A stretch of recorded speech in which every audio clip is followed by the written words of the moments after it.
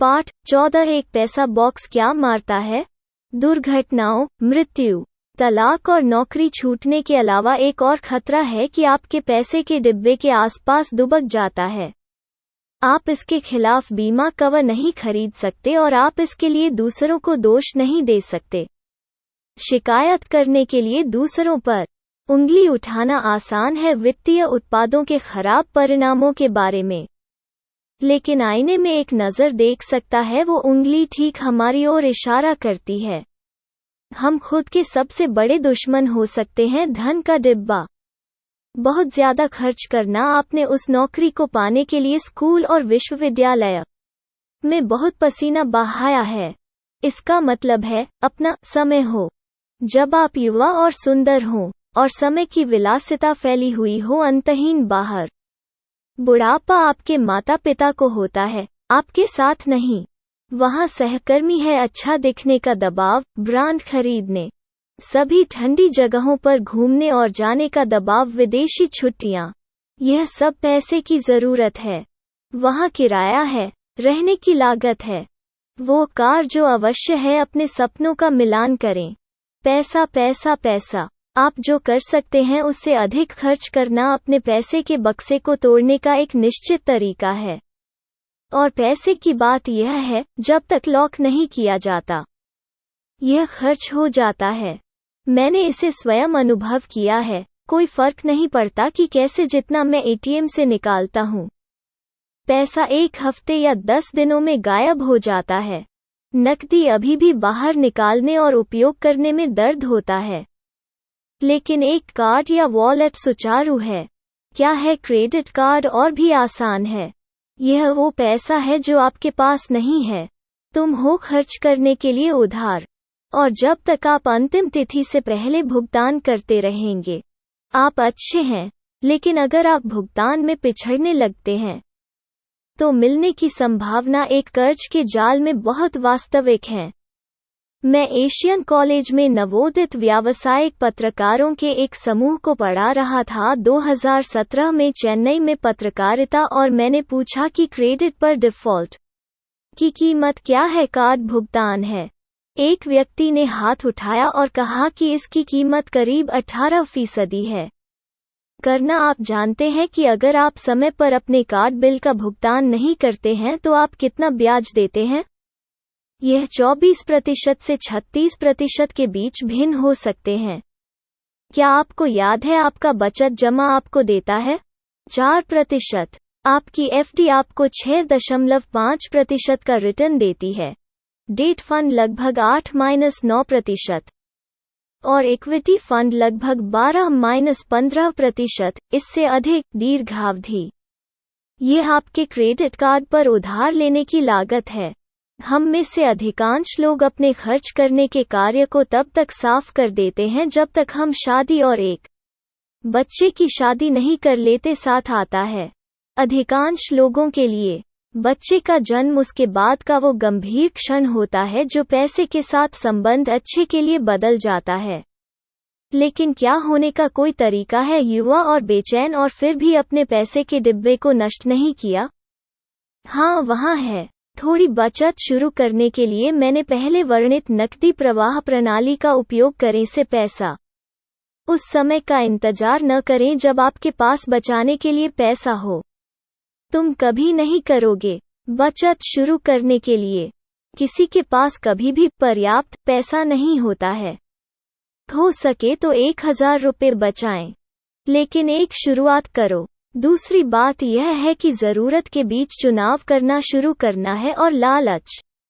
जब आप मॉल में जाते हैं तो प्रदर्शन पर मौजूद सामान, महक, रोशनी, आवाजें, सारी ऊर्जा चीख रही है।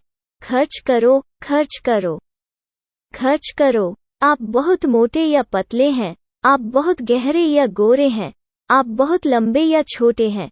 आप जब तक आपने यह सामान नहीं खरीदा है, तब तक यह काफी अच्छा नहीं है।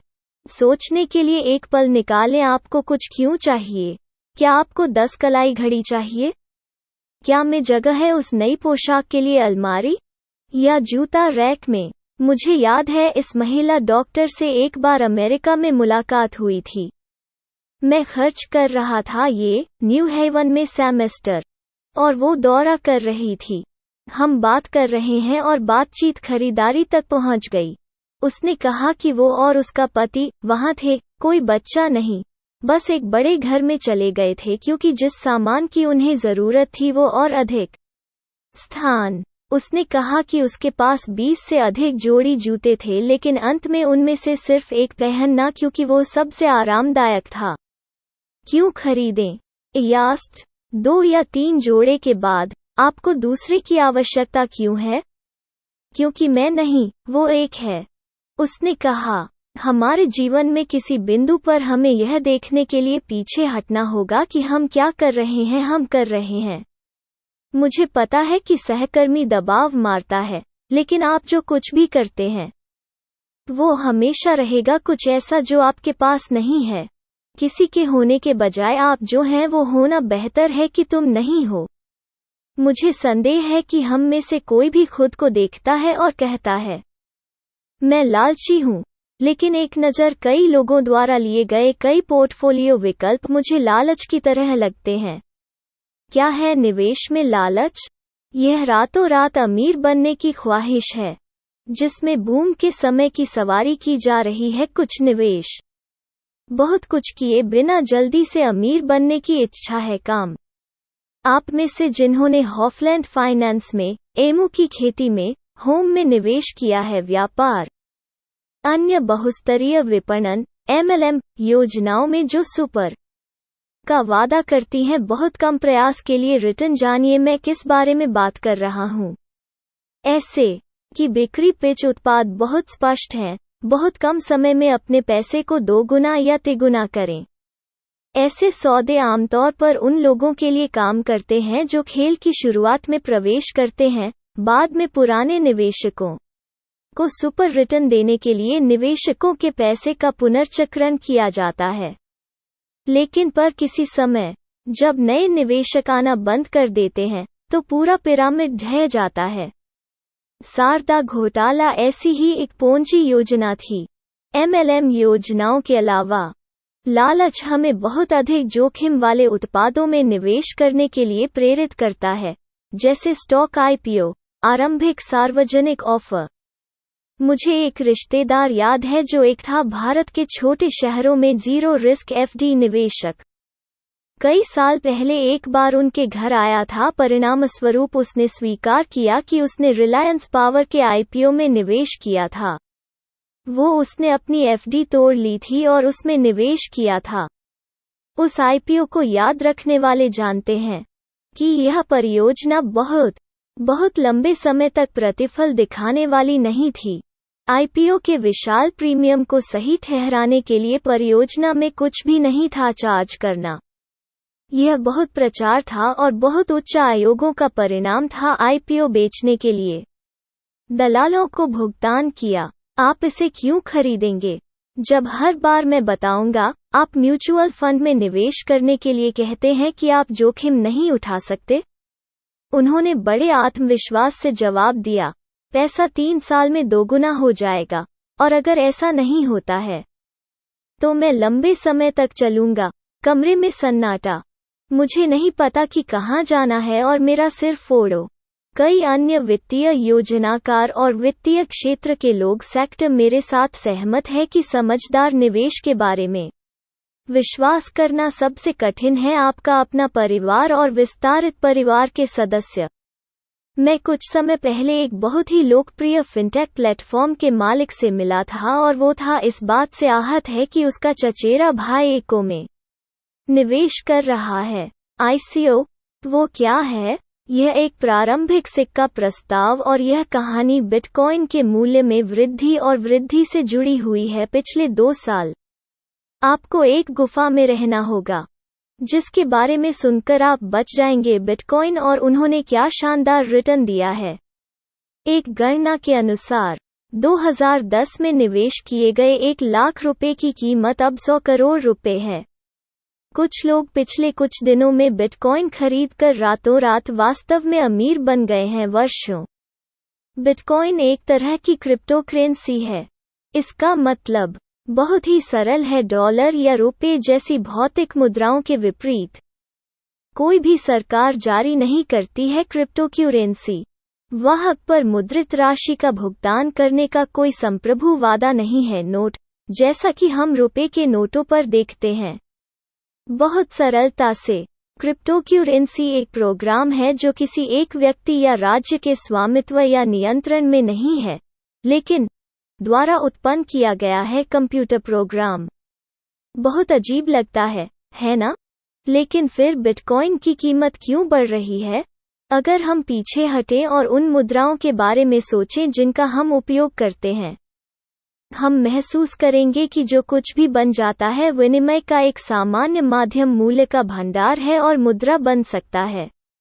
हम अभी तक नहीं पता है कि भविष्य में बिटकॉइन वैश्विक मानक मुद्रा बन जाएगा या नहीं। लेकिन हम क्या जानते हैं कि कुछ देशों में बिटकॉइन लेनदेन कानूनी है, दूसरों में प्रतिबंधित कर दिया गया है और अमेरिका जैसे कुछ में कर लगाया जाता है। इस प्रकार इसे दे रहा है वैधता आपके और मेरे लिए। इसका क्या अर्थ है? क्या हम बिटकॉइन खरीदते हैं? मेरे पास सुनहरा है नियम जिसने मुझे पैसे बचाए हैं, और हो सकता है कि मुझे बहुत सारे अवास्तविक लाभ खो दिए हों। कुआं मैं उन चीजों में निवेश नहीं करता जिन्हें मैं नहीं समझता। मैं पूरी तरह से समझ नहीं पा रहा हूं कि क्या है बिटकॉइन को उसका मूल्य देना। यदि तर्क यह है कि यह मात्रा में सीमित है और इसलिए इसका मूल्य बढ़ता रहेगा, मुझे केवल सोना और अचल संपत्ति को देखना होगा कीमतों को देखने के लिए कि तर्क कहां जाता है।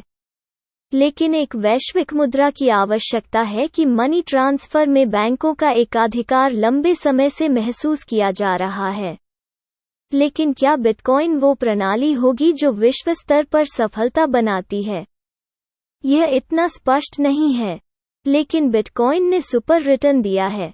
आप कैसे कह सकते हैं कि वे अच्छे नहीं हैं? निवेश। एक सहकर्मी द्वारा पूछे गए इस प्रश्न का मेरा उत्तर एक और प्रश्न है। सेंसेक्स आधारित ETF के बारे में आप कितने निश्चित हैं कि आप मुद्रास्फीति प्लस रिटर्न दे सकते हैं यदि कम से कम 7-10 वर्षों के लिए आयोजित किया गया? बहुत निश्चित, उसने कहा। आप कितने निश्चित हैं कि बिटकॉइन आपको वही रिटर्न देगा, यदि अधिक नहीं? बिल्कुल निश्चित नहीं है। यह उसे बहुत अमीर बना सकता है या निवेश शून्य हो सकता है। बिटकॉइन एक बहुत ही उच्च जोखिम वाला उत्पाद, और इसलिए आज संभावित रूप से उच्च प्रतिफल निवेश पर खरीदें अपना जोखिम और फिर केवल छोटी मात्रा में। यदि आप म्यूचुअल में निवेश नहीं कर रहे हैं जोखिम के कारण, आप बिटकॉइन में निवेश करने के लिए पूरी तरह से पागल हैं। यह एक की तरह है, व्यक्ति पानी से डरता है और उथले में जाने से इनकार करता है। एक सुनहरा देख रहा है हंस गहरे सिरे में और कूदते हुए। आप हंस को पकड़ सकते हैं और यह उड़ सकता है आपके साथ दूर और आप कभी भी खुशी से रह सकते हैं, या आप नीचे देख सकते हैं पूल करीब। तो ICO क्या है? ये वे लोग हैं जो नई क्रिप्टोकरेंसी लॉन्च कर रहे हैं और उम्मीद है कि यह अगला बिटकॉइन बन जाएगा। आपके लिए 2 शब्द, दूर रहो। लेकिन अगर लालच की खुजली बहुत है, अपने वार्षिक निवेश का 1% या 2% लें राशि और बिटकॉइन खरीदें। यह इसका हिस्सा बनने के आग्रह का ख्याल रखता है घटना और आपके पैसे का बड़ा हिस्सा सुरक्षित रखता है। मैं ऐसा कर भी नहीं रहा हूं, क्योंकि यह व्यवहार पैसे के बारे में मेरे दूसरे सुनहरे नियम से टकराता है। यदि कोई सौदा है सच होने के लिए बहुत अच्छा है, यह सच होने के लिए बहुत अच्छा है। ध्यान दें कि मैंने पहले के एक पैरा में आघात शब्द का इस्तेमाल किया था। वित्तीय योजनाकार और सलाहकार जो अपने पेशे की परवाह करते हैं, उन्हें यह देखना दर्दनाक लगता है लोग जाल में फंस जाते हैं और अपना पैसा खो देते हैं। यह उस व्यक्ति की तरह है जो जानता है कि कहाँ है बारूदी सुरंगें जमीन में हैं और लोगों को खतरे के क्षेत्र से दूर रखने के लिए चिल्ला रही हैं। जो लोग आगे बढ़ते हैं, उनके पैसे की पेटियां उड़ जाती हैं, और ये रहा पैसे की गलतियों के साथ, जब उन्हें पता चलता है कि वे हो चुके हैं, तो वे बन जाते हैं दीर्घकालिक निवेशक। बहुत अधिक खर्च करना। खर्च करने के लिए उधार लेना और आवेगपूर्ण निवेश दंड है मनी बॉक्स पर वर्षों के काम को पटरी से उतारने की शक्ति।